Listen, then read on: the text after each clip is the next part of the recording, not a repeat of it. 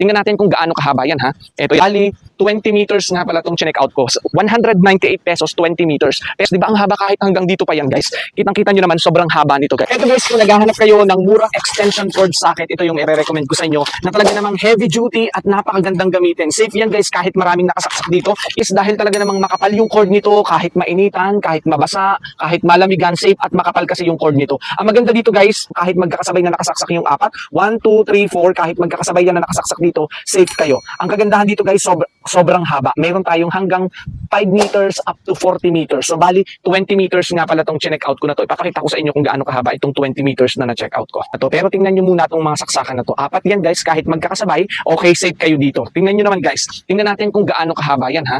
Ito yan guys. Abot yan hanggang dito. Bali 20 meters nga pala itong check out ko. 198 pesos, 20 meters. Pero kapag 10 meters, 128 pesos. Kapag naman 5 meters is 84 pesos. Di ba ang haba kahit hanggang dito pa yan guys? Kitang-kita nyo naman sobrang haba nito guys.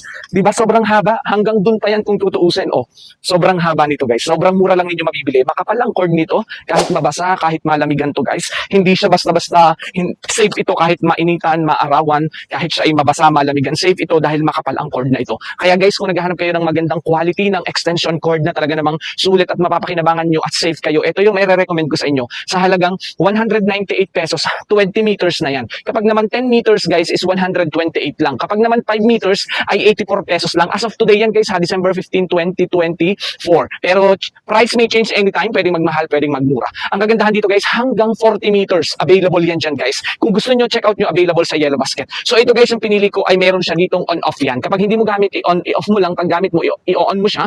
And then saka mo isasaksak dito yung mga isasaksak mo dyan guys. Kaya kung gusto nyo, go check out nyo na. Sobrang mura. Sulit na sulit kayo dito sa extension cord na to.